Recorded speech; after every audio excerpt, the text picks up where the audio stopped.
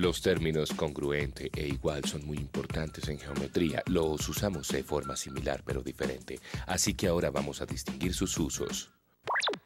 Digamos que el segmento TE mide 2 metros, tiene un punto medio O, así que sus dos mitades, los segmentos TO y OE, tienen el mismo largo, 1 metro. Pongamos eso en términos de geometría. Diremos que los largos de los segmentos TO y OE son iguales. 1 metro es igual a 1 metro. De cualquier forma, los segmentos en sí mismos, no sus medias, son congruentes. El segmento TO es congruente con OE. Este símbolo quiere decir congruente. La congruencia es muy importante en geometría. No solo las mitades de los segmentos pueden ser congruentes, sino que también ángulos, triángulos y otros polígonos de los que hablaremos después. Cubrimos todas las definiciones de líneas básicas que necesitamos, así que sigamos con planos y espacio. Cuando digo planos y espacio, no estoy hablando de algo como el dueño del espacio o algún tipo de área en una estrella o no. Hablaremos de algo diferente al referirnos a plano y espacio. Piensen en una superficie plana como esta mesa e imaginen extendiéndola infinitamente en todas direcciones. Esto es un plano, el cual marcaremos con una letra mayúscula P. Todas las cosas de las que hemos estado hablando, puntos, líneas, rayos y segmentos, todas existen en alguna parte de un plano. ¿Recuerdan los puntos colineales? Pues ahora tenemos puntos coplanares. Estos son puntos que están sobre el mismo plano. Los puntos A, B, C, D y E son todos puntos coplanares en el plano P. Las líneas coplanares son como ustedes lo esperan, las líneas que están sobre el mismo plano. Aquí hay un ejemplo de dos líneas coplanares, la línea L y la línea M, que se extienden infinitamente sin cruzarse. Estas son líneas paralelas. Así es como escribimos que la línea L es paralela a la línea M. Si las líneas no son paralelas, se cruzan y son llamadas líneas intersectadas. El punto por el que se cruzan se llama punto de intersección. No hay forma especial de describir las líneas intersectadas. Ahora hablemos sobre espacio. Espacio es el conjunto de todos los puntos en 3 dimensiones. Experimentamos el espacio todos los días. Está alrededor de nosotros todo el tiempo. Está aquí ahora, está aquí y aquí e incluso aquí y posiblemente allá. Los puntos, líneas, rayos y planos, todos existen en el espacio. Aquí hay dos líneas en el espacio que nunca se intersectan. Vean también que no son paralelas. A estas líneas que nunca se tocan las llamamos líneas oblicuas. Vean que hay líneas en el espacio que no son coplanares, nunca se encuentran. Así que si dos líneas se encuentran deben estar en el mismo plano, de modo que las líneas paralelas son siempre coplanares. Así que repasemos nuestras definiciones. Un punto no tiene ni largo ni ancho. Un rayo empieza en un punto y se extiende infinitamente en una dirección. Una línea se extiende infinitamente en ambas direcciones. Un segmento es la parte entre dos puntos de una línea o un rayo.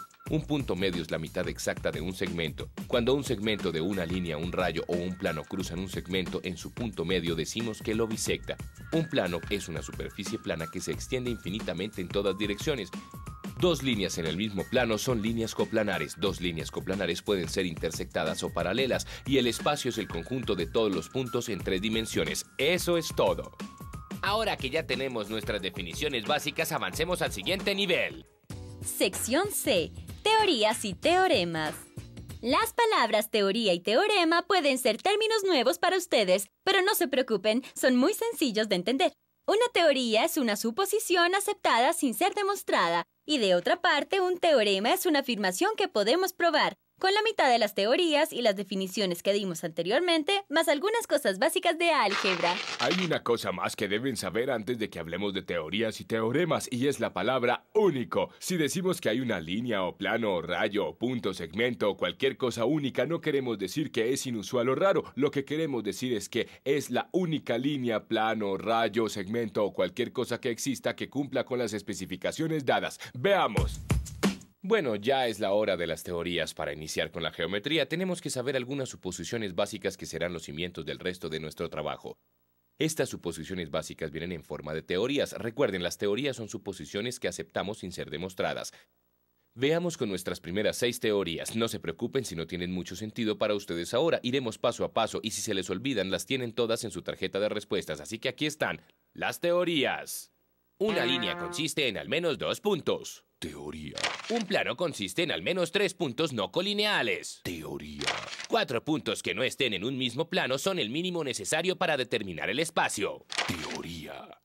Hay una y solo una línea entre dos puntos cualquiera. Teoría. Hay un número infinito de planos entre dos puntos cualquiera, pero solo hay un plano entre tres puntos no colineales. Teoría. Cuando dos planos se intersectan en una línea, como en la intersección de estos dos planos. Ahora que tenemos unas cuantas teorías, las podemos usar mientras empezamos a explorar los teoremas. ¿Y qué son los teoremas?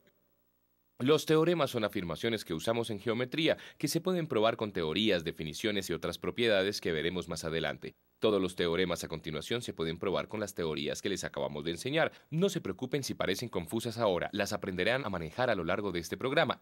Y estos teoremas están en la tarjeta de respuestas. Si dos líneas se intersectan, entonces solo se intersectan por un punto único. Teorema. Si dos líneas se intersectan, entonces hay un plano único que las contiene. Teorema. Si un plano y una línea que no esté en la intersección de ese plano, su intersección será un punto. Teorema. Todos los segmentos tienen exactamente un punto medio. Teorema. Hay un plano único que contiene una línea y un punto que no está sobre esa línea.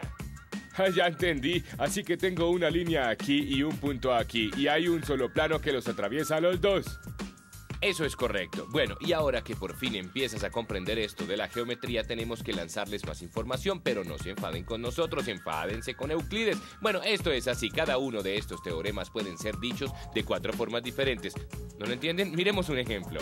Tomemos la afirmación, si soy bueno, entonces sostengo el mico. Esta es una afirmación, tal como en nuestros teoremas, si P, entonces Q. La parte si o P es si soy bueno, y la parte entonces o Q es entonces sostengo el mico. Si soy bueno, entonces sostengo el mico. Esta es la afirmación en forma de afirmación. Si le damos la vuelta a nuestra afirmación, si que, entonces P, obtenemos si sostengo el mico, entonces soy bueno. A esto se le llama el opuesto. También podemos negar nuestra afirmación. Si no P, entonces no Q. Si no soy bueno, entonces no sostendré el mico. A esto se le llama el inverso. Incluso podemos invertir y negar nuestra afirmación. Si no Q, entonces no P. Si no sostengo el mico, entonces no soy bueno. A esto se le llama el contrapositivo. Ahora veamos cómo se aplica todo esto a los teoremas.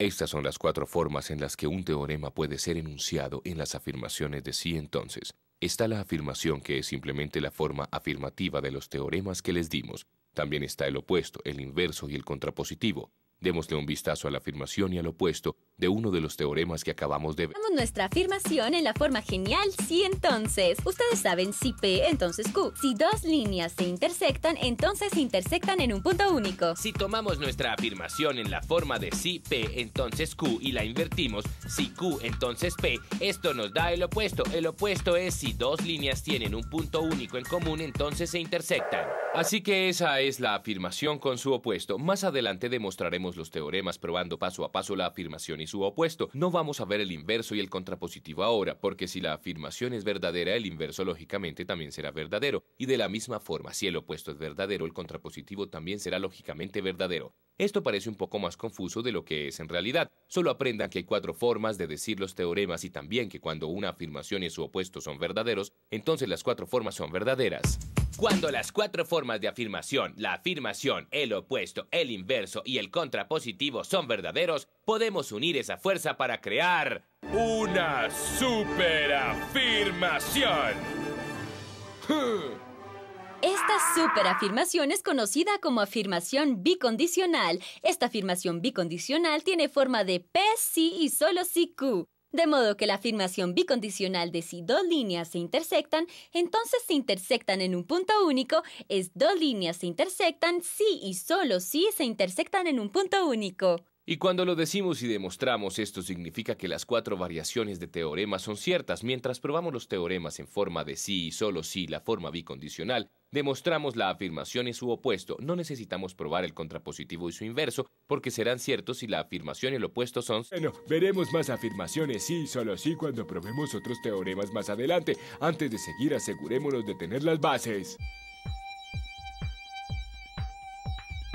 Un postulado es un supuesto que no puede demostrarse, pero aceptamos que es verdadero. Un teorema es una afirmación que puede ser probada con las definiciones de las teorías y otras cosas de las que hablaremos más adelante. Hay 4 afirmaciones. Sí, entonces. La afirmación, el opuesto, el inverso y el contrapositivo. Podemos formar una afirmación sí y solo sí cuando las 4 afirmaciones sí, entonces son verdaderas. Probaremos la afirmación y el opuesto al mostrar la viabilidad de los teoremas.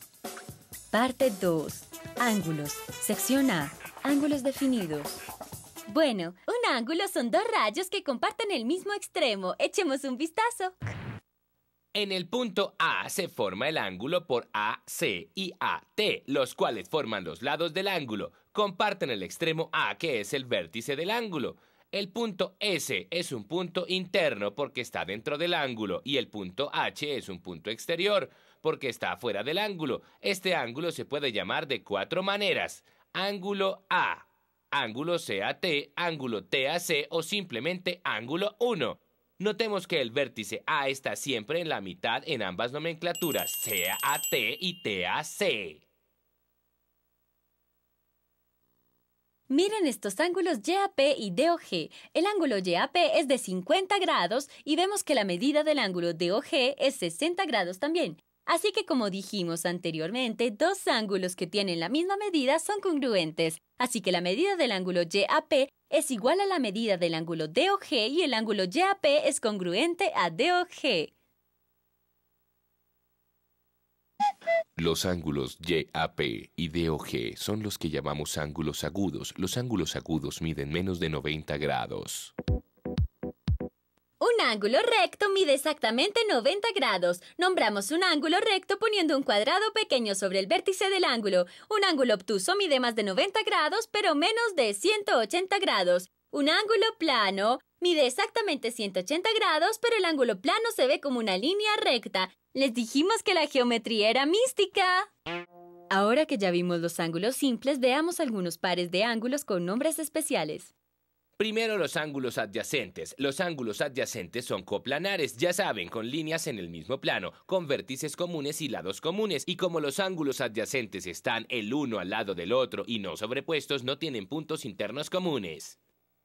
A continuación veamos los ángulos complementarios. Los ángulos complementarios son 2 ángulos que miden hasta 90 grados, como los ángulos Y y O que se muestran aquí. La medida del ángulo Y es 33 grados y la medida del ángulo O es 57 grados. Si sumamos las medidas del ángulo Y y el ángulo O, obtenemos 90 grados, la medida del ángulo recto. Así que los ángulos Y y O son complementarios. Los ángulos suplementarios son 2 ángulos que al sumarse miden 180 grados, como los ángulos D y A. El ángulo D mide 99 grados y el ángulo A mide 81 grados. Si sumamos los ángulos D y A para un total de 180 grados, la cual es la medida de un ángulo plano, así que el ángulo D y el ángulo A son suplementarios. Veamos que los ángulos complementarios y suplementarios no necesariamente son adyacentes. Se trata de sus medidas. Pueden ser dibujados en cualquier parte siempre y cuando sus medidas sumen la medida correcta. Los ángulos verticales son 2 ángulos que se forman opuestos el uno del otro al intersectarse 2 líneas. Cuando estas 2 líneas intersectan, se forman 4 ángulos. En este diagrama, los ángulos 1 y 2 son ángulos verticales, así como los ángulos 3 y 4. Lo chévere de los ángulos verticales es que son congruentes. Así que si saben la medida de uno de los 2, también sabrán la medida del otro. Por ejemplo, si tenemos la medida de uno de los 4 ángulos, podemos saber la medida de los otros 3. Vean esto, si el ángulo 1 es de 55 grados, entonces el ángulo 2 también es de 55 grados, porque son ángulos verticales. ¿Ven que los ángulos 1 y 3 son ángulos suplementarios? Juntos sumarán 180 grados. Sabemos que la medida del ángulo 1 es 55 grados, así que el ángulo 3 medirá 180 grados menos 55, es decir, 125 grados. El ángulo 4 mide también 125 grados porque los ángulos 3 y 4 son ángulos verticales, así que los tenemos a los 4.